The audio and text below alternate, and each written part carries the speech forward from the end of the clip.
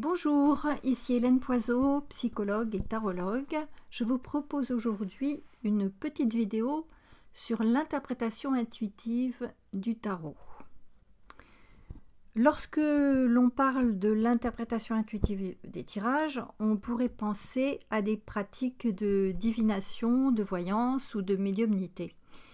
Dans le cas de ces pratiques purement intuitives, il s'agit de laisser venir à la conscience les images ou les sensations ou les impressions lorsqu'une carte apparaît dans un jeu. Cette façon de faire n'est pas accessible à tout le monde. Elle pourrait même être dangereuse. Elle me semble discutable et vous allez voir pourquoi. Alors, le problème de l'interprétation intuitive du tarot. Pourquoi cette pratique médiumnique est-elle dangereuse? Elle peut l'être, je ne dis pas qu'elle l'est nécessairement. Eh bien parce que nous avons toutes et tous un inconscient chargé de mémoire que nous projetons sur le monde extérieur sans même en avoir conscience. Nous avons toujours des mémoires à nettoyer et donc un inconscient susceptible de se projeter. Dans ce cas, lorsque nous interprétons un tirage pour une personne, nous allons lui transmettre notre propre problématique. Et cela pourrait bien se rapprocher de pratiques de magie pas toujours blanches. En effet, une personne qui vient consulter cherche à résoudre un problème. Elle se trouve donc dans une position de vulnérabilité. Elle peut être facilement influencée ou marquée par ce que le tarologue va lui dire. La première règle éthique à respecter, eh bien, lorsque vous faites une lecture de tirage, la première règle éthique à respecter, c'est de ne pas entrer dans une relation de pouvoir, je veux dire de domination. Étant donné que notre société est construite sur les relations dominant-dominé, il est moins facile qu'on ne le pense de sortir de ce mode de fonctionnement.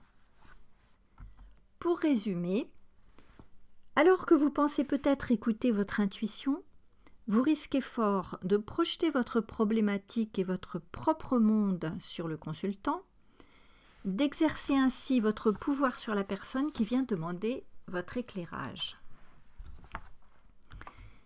Les 3 clés pour éviter la prise de pouvoir.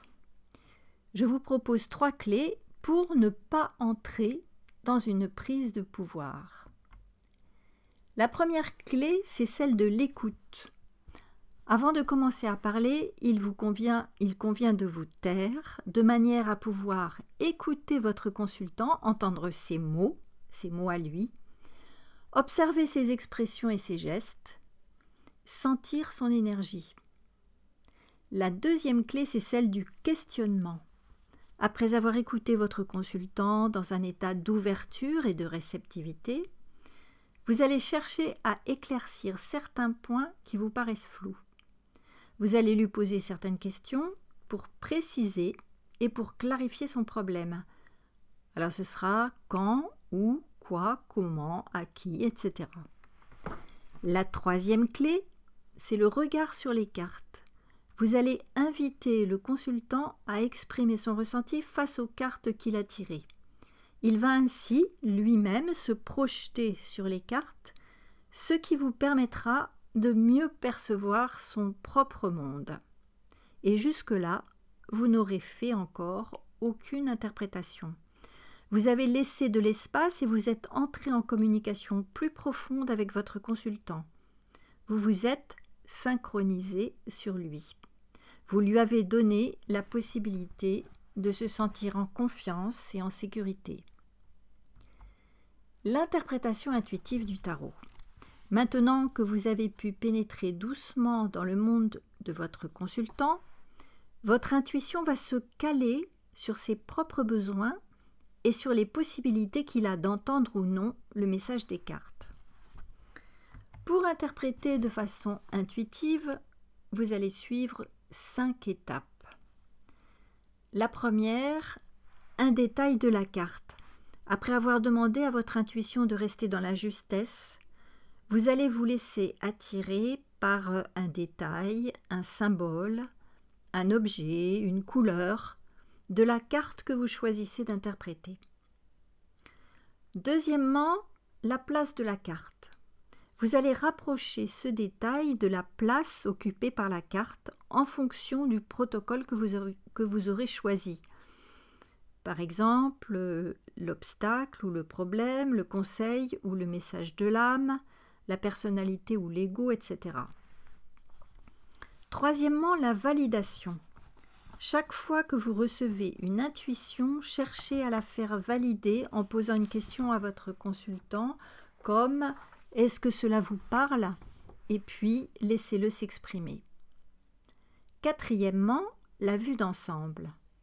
Maintenant, vous allez observer l'ensemble des cartes pour observer, repérer les points communs et pour voir ce qui se dégage de ce tirage. Vous pouvez aussi jouer avec les nombres si ça vous dit. Il s'agit à cette étape d'observer des synchronicités car elles apparaissent toujours dans les tirages. Cinquièmement, la conclusion. En fonction du sens que vous aurez donné à chaque carte et au tirage dans son ensemble, vous allez amener le consultant à revenir dans le concret de sa vie. Alors, vous pouvez par exemple lui poser ces questions.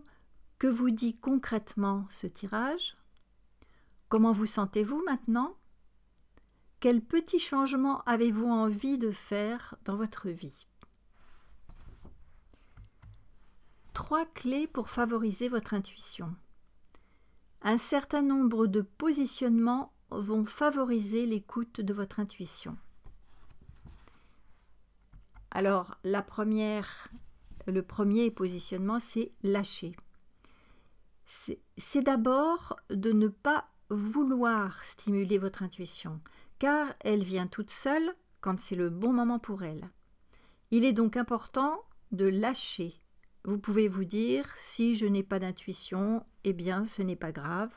Vous pouvez toujours avoir recours aux archétypes, ils fonctionnent toujours. La deuxième clé, c'est écouter. Prendre le temps de laisser s'exprimer votre consultant pour lui laisser la parole. Il a besoin de s'exprimer en présence d'une personne qui ne juge pas, et cela est déjà thérapeutique. Et puis, l'écouter aussi pour bien sentir son énergie. La troisième clé, c'est vous écouter. Repérez votre meilleur canal de perception. Alors, ça peut être la vision avec des images, l'audition avec des sons, des mots ou bien des idées, les sensations corporelles. Ensuite, développez les autres canaux en restant attentif. Et puis, vous pouvez sentir vos émotions si elles arrivent tout en prenant du recul. Pour conclure, l'art d'interpréter les tirages du tarot est une co-création. Vous n'êtes pas seul dans la création de cet art.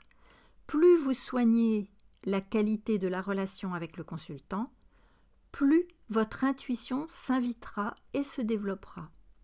Il n'y a pas de technique, car c'est l'âme qui vous souffle votre intuition et elle vous demande d'ouvrir votre cœur. Elle se fiche de la technique.